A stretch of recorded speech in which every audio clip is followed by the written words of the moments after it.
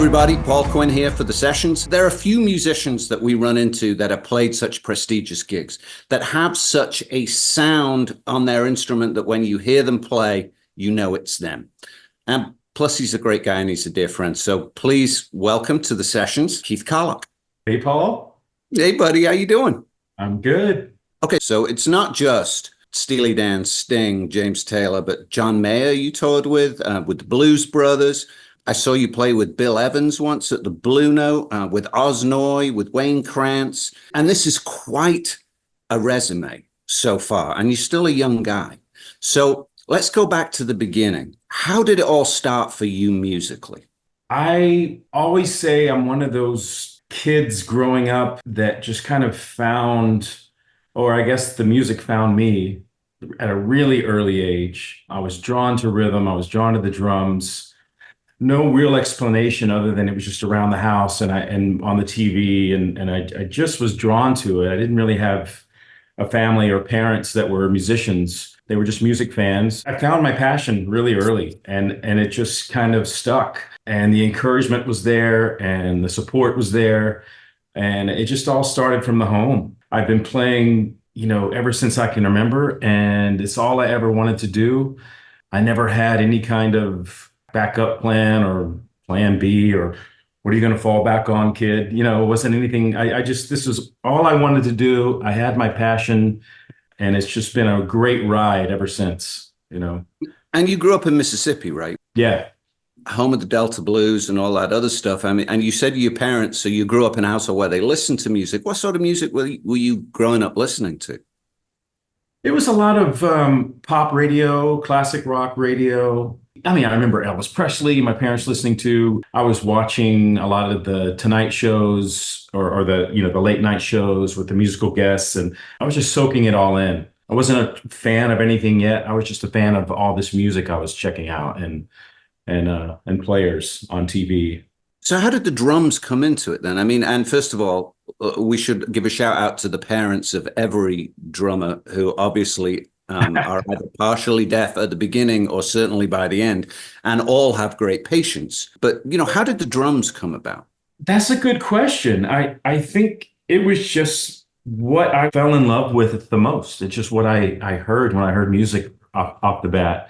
And I think watching the Tonight Show with Johnny Carson, seeing Buddy Rich on TV, and Ed Shaughnessy with the band, I don't know. It just kind of happened. I was like, this is what I want to do. It's funny. Of all the drummers I talk to, it seems more so than any other musician that plays another instrument, drummers seem to have always known what they wanted to play. From getting your first pair of drumsticks, did you get sticks and pads before you got kits? Yeah, I remember, I think it was a snare drum. I think a local teacher told my parents to get a snare drum first. And I immediately had lessons pretty much right away, getting into the fundamental stuff right away, which was great. I had a great teacher. His name was Brian West, and he taught me, I remember learning the double stroke roll, and when I got it, it was like a light went off. It was like, oh, and I see what that feels like. And I caught the bug. I'm like, I just wanted to more.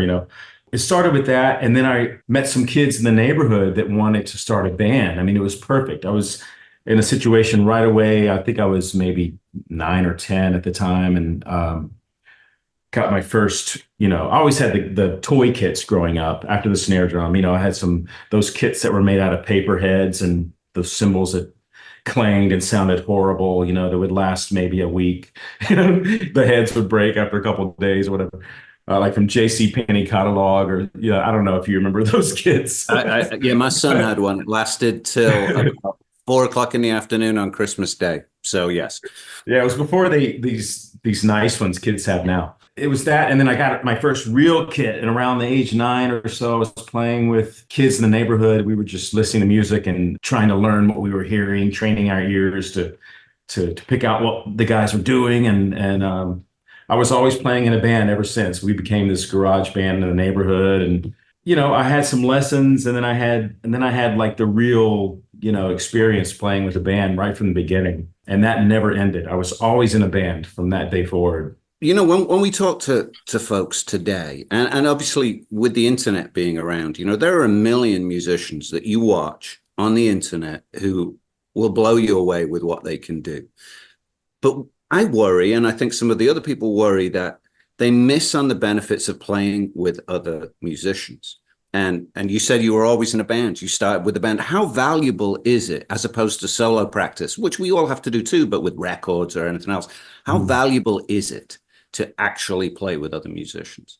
It's what you have to do in order to learn how to play in a rhythm section, to know what everyone's role is within that and what makes it sound the way it does and feel the way it does, and how everyone works together to create what we call a groove, or what we call a track, or just playing a song together, or whatever it may be, a feeling. That's what I loved. I loved making music with people, and then playing to records. That's how I would practice alone, because at least I felt like I was playing with people and I was listening to music. It wasn't just me by myself. So that's a great way to practice, if you don't have a band. I remember having situations where I was in these bands where the players were much older and more experienced than me.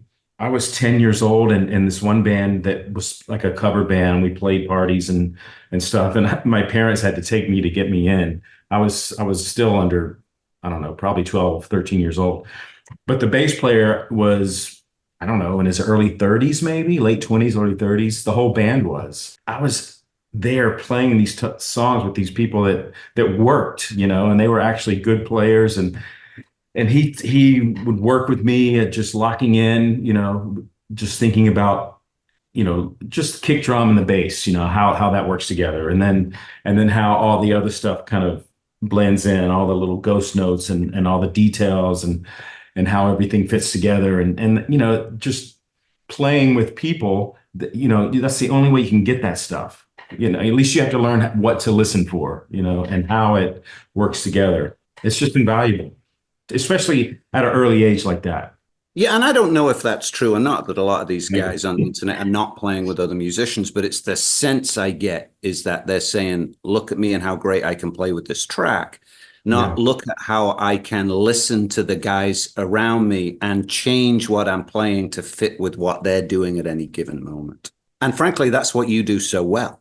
In all the different environments that I've seen you play, I'm thinking of when you played with Bill Evans and Steve Lukather. That was so organic to listen to, and how the music changed during each song as you listened to what everybody was doing. I don't know how many rehearsals you had for that. Probably just a day or two at the most. Yeah. So, I mean, that ability to listen is just key, and I don't think you get that unless you play with other musicians. So going back to the next step. So I know you did drumline in high school. You played rudimental stuff. And obviously that gave a foundation for your kit playing. But then you went on to college. Now, was there ever a moment where you honestly thought, I'm not going to make my career in this area?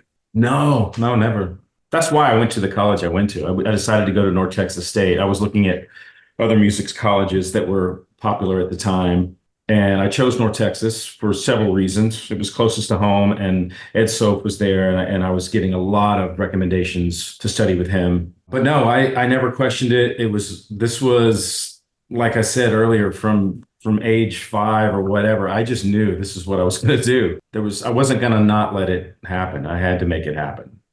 And I think Ed is one of those legendary drum teachers. I've never been able to tell if he's a little scary or not.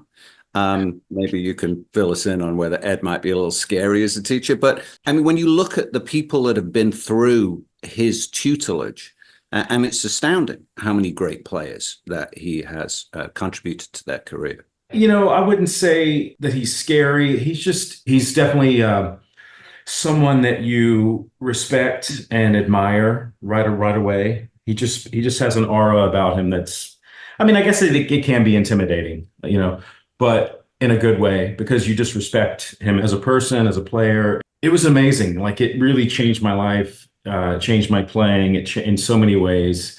And I was just getting into jazz. It was really a huge growth period for me, that 4 years at school, and then the 4 years after school, where I kind of hung around the Dallas area, working a lot before I moved to New York. But that was my biggest growth period, where I just focused as hard as I could on figuring out what I was gonna do, what I was gonna sound like, and just studied a lot of different music and was turned on to so many different things and that I didn't know about until I got there, from teachers, from Ed, from peers, friends. It was just this, it was a great time of just study and being a sponge, and working a lot because Dallas Fort Worth had a lot going on when I was there. There was a lot of places to play, and I got into some great situations where I was pretty much playing 6 or 7 nights a week during my time at school. So it was pretty nuts. It strikes me that when you're in college, it doesn't matter what you're studying, but you learn from your professors, you learn from your reading materials, but you also learn from the other students that you go to school with. And there were some notable drummers that were at North Texas at the same time you were there, right? Yeah. Jim White, Jason Sutter, Was Rich Redmond there when you were there? Rich Redmond, yeah. Jim Riley. Jim Riley and Jason Sutter and I were in drumline at the school at North Texas. That's how we met. Was doing the drumline thing, and that was taken really seriously. And we had a ball, man. It was so much fun. We would go to the PAS conventions and compete in the collegiate, drumline competitions. We would always kill everybody. It was awesome. We were like, everyone in that drumline was so much further along than I was, and I just had to keep up, which was great for me. It was a great challenge. Everybody was DCI guys. I think pretty much on the drum, I was in the snare line. I think everyone in that snare line, spent summers and summers doing DCI.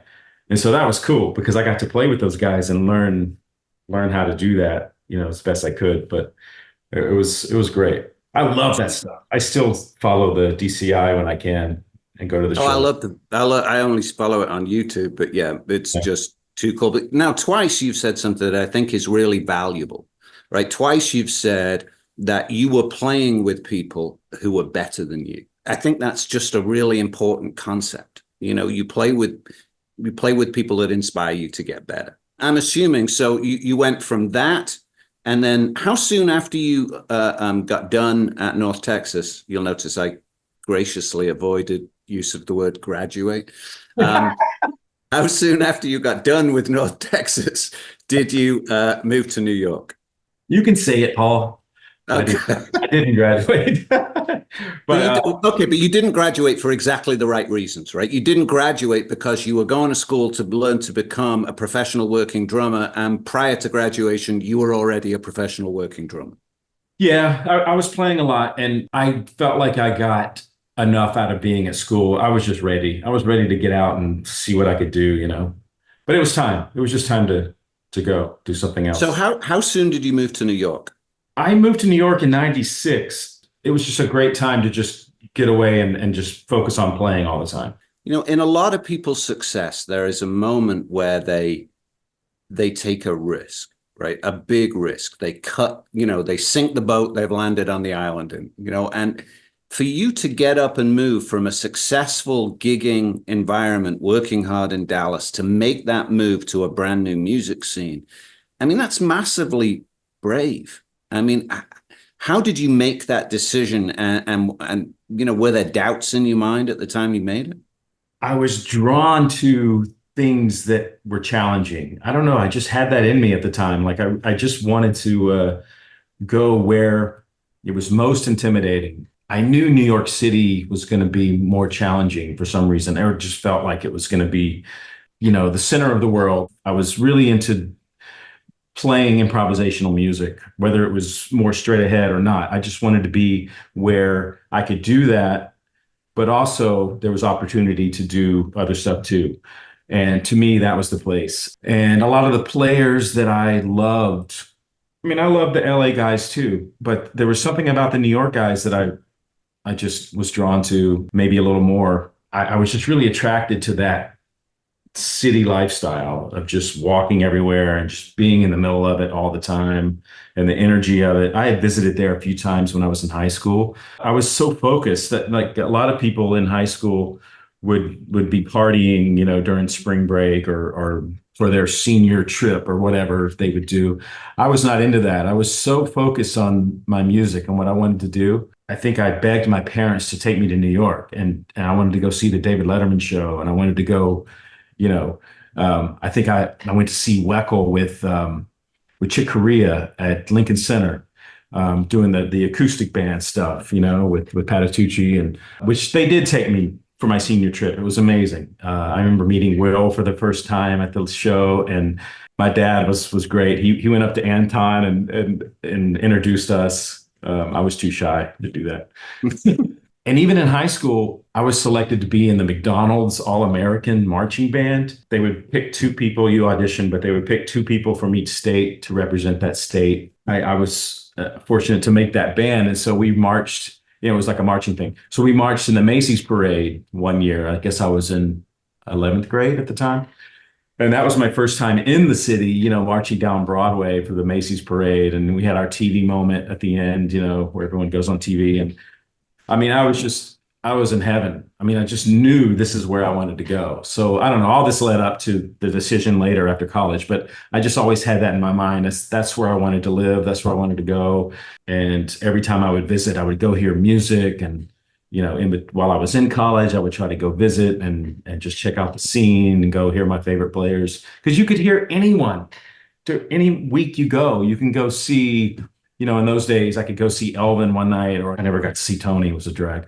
But, you could just see anyone. You just get the Village Voice, and you would find people that are playing that whole, whatever time you're there. Well, and then once I lived there, I could just walk down the street and go hear my favorite musicians at any point, when we talk to other drummers or other musicians, there are certain threads that often tie the most successful guys together. Passion for the music is clearly one of them, and a single-minded approach to wanting to play music. And I think often with a lot of guys, their success is almost irrelevant, right?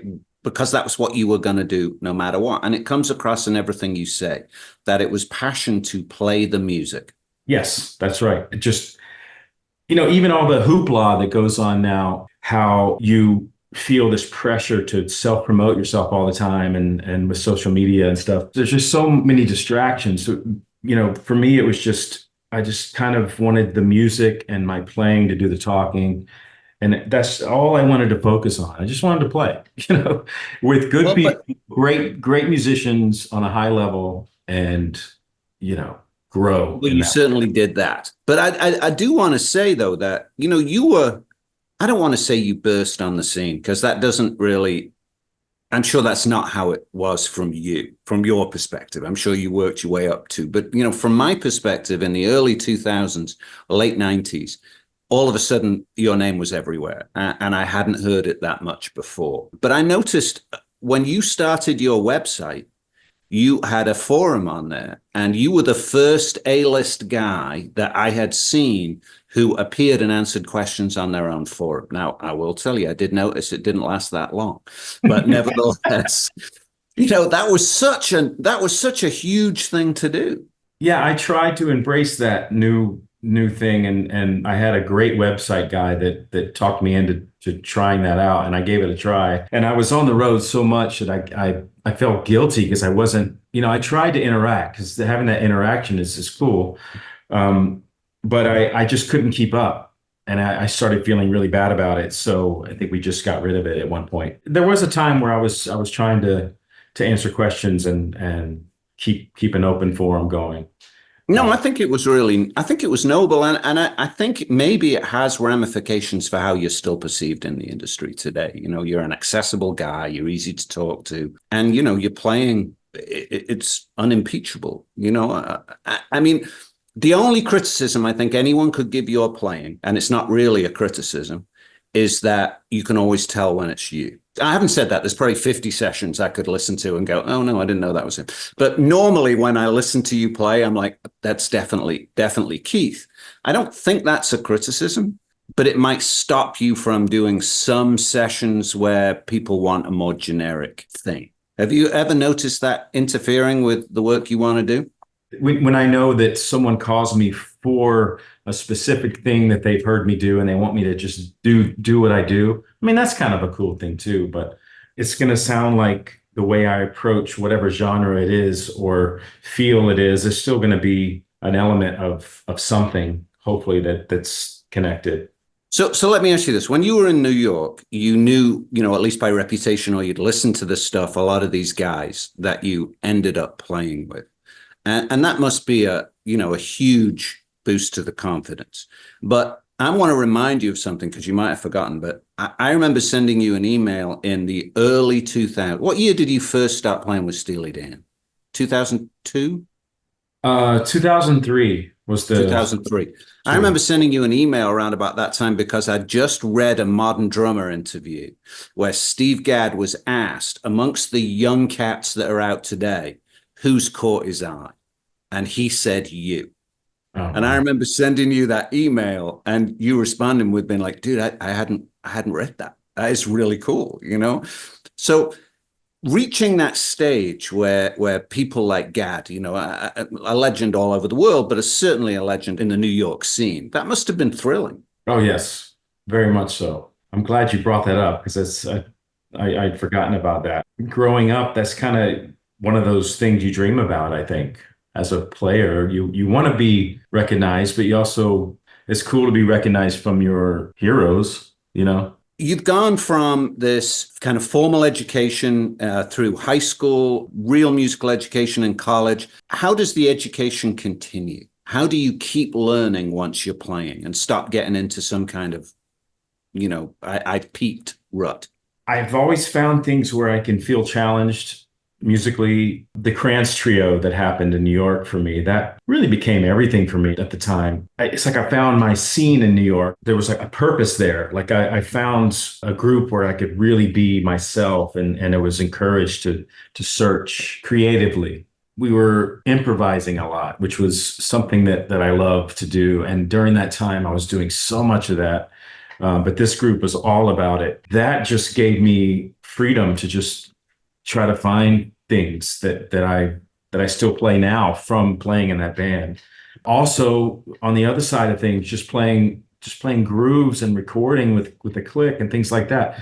I'm always trying to get better at that too, because I'm doing a lot of that from home, and that's a whole other cap, so to speak, where you're putting on to just really focus on a consistent, just locked in feel with things that people send you. That's not always it's not the best way to record where you're adding drums last, but that's what we do these days a lot. So you kind of have to get good at making it sound like you were all together in a room, but you weren't, so, and they're not playing to you, you're playing to them. So that's a whole other bizarre thing that happens these days. But I take it as a challenge. I take it as like well, how can I make this sound good? So I really have to rehearse with it and learn what adjustments I might have to make in order for that to sound good. And if it's really, really bad, I just won't do it. I'll just say, I'm sorry, I can't do this. But if it's on the grid, everything's cool. But if it's not on the grid and it moves around, you got to figure out ways to make that sound good. And just listening to music, I'm always just trying to stay inspired by, and a lot of it's just stuff that I already love, but it keeps me inspired. Well, but I think that's the odd thing about musicians, right? My wife's always saying, you've listened to this record for 30 years. Aren't you bored of it? And I'm like, no, there's still things in there that inspire me. I have listened to Gaucho, the album, tens of thousands of times, I am sure. I never bore of listening to that record. If it continues to inspire, why change it? Yeah, and I still hear things that I either forgot about or just haven't listened to it with that focus in a while. When you go back and listen, like all the Dan records are like that. There's so much detail and just cool little things that make it what it is within the rhythm section. When you started that gig, did you chart those songs or just listen to them? Just listen to them. There were charts. They had charts for everything, and they still do, but I got away from them as soon as I could. But for the first tour, I relied on them more than any other tour. And I just tried to memorize everything as quickly as possible. But the charts were there just in case. there was a nervous moment where I'm like, wait, what's happening? What's happening? You know? I remember the first time I saw a chart for Gaucho, it explained why I had so many, the song Gaucho, it explained why I had so much trouble playing it, because there's a bunch of odd time bars in there that I was trying to learn just by listening, but counting made it easier. I want to ask you a quick question. Okay, so we talk about the business and we're going to get more into the business of music in a second, but there's a practical thing that you mentioned to me last time we were together that is such an obvious thing, but it completely blew me away as an idea. You were talking about certain Dan recordings that have been done with a click. And what you told me was what the engineer does is you set the click and then he lets you all play. Just jam around the click until that tempo is rooted inside you before you actually start the take. I think that's genius. Whose idea was that? Where did that come from? And am I just like completely behind the eight ball and that's what everyone does? No, that was Donald. That was Donald's idea. We would do that with every track we cut. We would just he would ask the guy to turn on the click, and we would just play along and vamp, just whatever the vamp might be of the song or the groove or the first few bars or the intro, whatever it might be, and just play until it felt really locked and really good. And then Donald would lift his hand and say, okay, and then we would just kind of stop, and then I would count it in. It made a huge difference to just kind of settle right at the first note, the first bar, to just be locked in right away. And I thought it was brilliant too. I'd never done it, and I don't think I've ever done it since. Yeah, well, my advice to everybody who watches this is if you're recording with a click, do that first, because, sometimes there is that, I don't want to say it's red light phobia, but, when you're playing with a click, if you get an 8-bar count off the click, sometimes you do waver for the first 16 bars. Well, maybe you don't. I do. Obviously you've been incredibly successful, and it's a success that's been brought out of practice, hard work, passion, talent. But it's naive of us to think that there aren't challenges in this industry. How do we as musicians overcome the challenges that exist? The main thing that is challenging for me is just not knowing, and maybe it's exciting at the same time, but just not knowing what's going to happen next. You don't really have that 9 to 5 job that you can just rely on, every day. Not knowing if I'm going to have a tour next summer or not, or next couple of months, or it just depends on the year. Every year is different. One thing that you do because of that is to always, you got to have money set aside. You have to be a saver. Which, let's face it, is not a skill most musicians are renowned for. Right. That's true. I luckily had a dad that put that in my head at a young age, to have really good credit, to pay your bills on time, to save. But that's been something that I think is not taught so much. And I think we have to have, something that's there for those months where things are slow. To get through it. So but just in case that happens, right? Obviously, because, Steely Dan, as much as it makes me want to sit in a corner and weep, probably won't tour forever. So at some stage, how do you keep yourself relevant enough within the industry to get that next great big gig? I make sure I'm communicating. I want people to know that I'm still here. I'm not, just because maybe I've been with Steely Dan all these years, that doesn't mean I'm not available to do other things, because they're not working all the time. Would you agree with me? It's an industry of relationships, right? Oh, I mean, yeah. It's much smaller than people outside the industry comprehend, I think. I got to say, one of the things that we tell a lot of the students we talk to is being successful in the industry is not about being the greatest player. Of course, it's really important that you're a good player and that you're competent and you can play the parts, but it's about who you are as a person, and it's about how you relate with other people. And by networking, I'm not talking about marketing yourself in an aggressive manner. I'm just talking about being real, being the guy that you want to hang with, being the guy that's cool on the bus, and you're all of those things. I mean, who doesn't want to tour with you? Well, Come on, who doesn't want to tour with you? I mean, let's just say you weren't such a great player, and you are, but who doesn't want to hang with you on the bus? I think all that stuff is really important. And I think you said the word is just being authentic, being real. You don't have to put on a show. You don't have to act. You just be yourself. But just be an easy person to get along with. I've worked in situations where I feel like people are trying way too hard because they've heard that's what you got to do. So, it just becomes apparent that they're really putting on this act where that's kind of a turn off. It's just be yourself. It should work out okay as long as you can back it up with great playing and you're reliable. Right. Be prepared, be reliable, be on time, Mhm. be sober when appropriate, which is most of the time. And play the part to benefit the song, and I think you'll work. Is there anything you know now that you truly wish you had known at the time you moved to New York? The fact that I actually did it, was enough. I was just, I didn't let the fear get to me or the intimidation of moving to the big city, because I was from a small town in Mississippi. That's a huge contrast. And I just think the fact that I did it and I knew that I was going to do it one day and I made it happen, I just assumed everything else would be okay because I got through that step of But getting but in there. just getting to that place. There's something about you, and I think it comes through in your playing that you embrace those changes. You embrace the challenge. I like to prove to myself that I can adapt to whatever, and I guess musically or just in life, I But that's a enjoy. good point. Are those two things separate? I mean, don't you play music the way you play it and accept those musical challenges the way you accept them because that's who you are in your life? Yeah, I think that's right. I think that's exactly right. If you play how you live your life, I guess that makes sense, right? But being true to yourself is Yeah. clearly the best thing you can do. I just talked to Shannon Forrest the other week. We had a good chat about you play who you are. Whatever your personality is, it comes out in the way that you play. And authenticity is a lot more than being true to who you are. It's also manifesting who you are in what you do. Some of the greatest drummers of this and the last musical generation have been associated with playing with Steely Dan.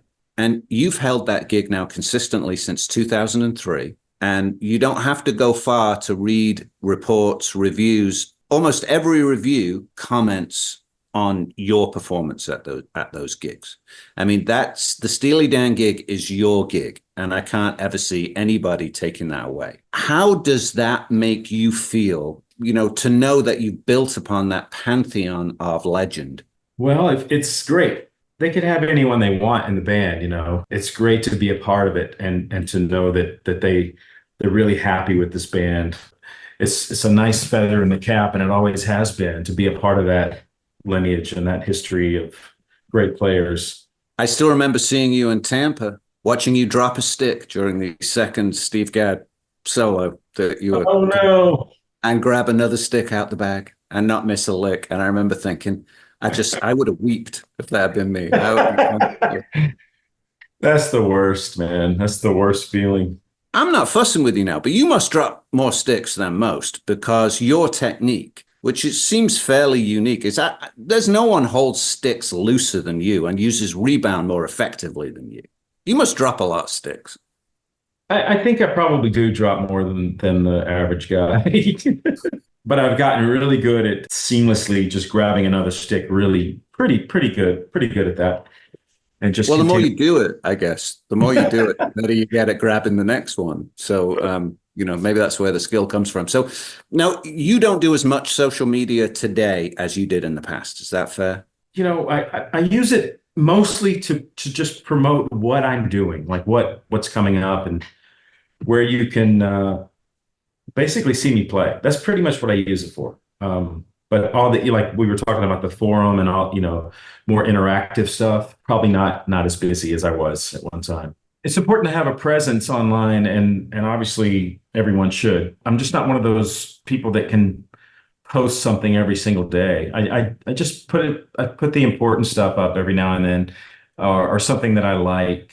I've had to accept it, but But for a while there, it used to really bother me that everything I do was going to be online for everyone to see in some way or another, if you're interested in finding it, because everyone's videoing everything and posting it right away. And I can't do any gig around town, just a local gig, just to get out and play. And I'm kind of practicing, and then it has to like go on on the internet for everyone to see. It may not be my most proud moment, but that's just the cost of playing these days, I think. So listen, as we come to an end of this chat, I wonder what closing thoughts you would have for future generations of musicians, either, up and comers, college age, or even semi-pro guys, or guys that are guys and women who are trying to get to the next level. What would you tell them? Hey, these are the things that you need to be thinking about. The obvious thing is to be a player that plays at a really high level and really cares that it is at a high level, and that you contribute to the music in a mature way, just having a vast knowledge of different types of music and being open to where you can adapt to many different musical situations. All that stuff that I think we all know is important. Have fun. It's got to be fun. And I think things that take the fun out of it, unfortunately, becomes, because it is a business, and you have to think about it as a business. And I think we have to not be scared to ask for what we're worth, to demand a certain way of life that I think we deserve, and to make sure that you have that much respect for yourself that you don't just give everything away, because that's, a lot of people tend to do that, I think. In my experience, Keith, I will tell you that a lot of people are scared to advocate for themselves, especially for money. But truthfully, I don't know many people that lose respect for somebody who's advocating for themselves. I think it's a win-win situation. Yeah, of course, you have to know what the market bears, right? You can't go in there saying, well, I think I'm worth $50,000 a show because I'm that good, right? You've got to know what the market bears. But once you know that, I don't think anyone gets mad at you for advocating within reason. We as musicians just love to play, and we need it to survive. It's part of our, for me, it's always been an escape from anything that causes anxiety, or, just to get away from life stuff. Sometimes you just want to, just kind of escape into the music. It sounds funny, but that's always been a powerful thing for me, because I can go to this other place and just get away for a while, For those people that want to get some deeper dives on your stuff, I mentioned it right at the beginning. People should go check out the album you did with Tal Wilkenfeld. And I never mentioned your Toto work, because, that's another legendary band that you toured with and you recorded with them. So people should go check that out. And Rudder, people should go check that out. If there's anything else, Wayne Krantz, go check out the Wayne Krantz stuff with the great Tim LaFave on bass. So is there anything else you would want people to say, hey, Deeper Cuts, go check this out? There's this keyboard player I did a lot of stuff with named Sean Wayland. That's an Australian composer, keyboard player. We've done a lot of stuff when I was in New York over the years that's out there that he put out, maybe on his website. Hey, listen, Keith, thanks on behalf of the sessions. Thanks on behalf of me, and looking forward to the next time. Dude, Paul, thanks so much, man. Dom Famularo here, the Sessions panel. This is so exciting. Thanks for watching. Thanks for subscribing. Click the subscribe button to be a part of what we're doing. The views help us tremendously. All of your comments, we read them and react to them. This is incredible. The support you're giving us is great. The Sessions panel. We'll see you real soon.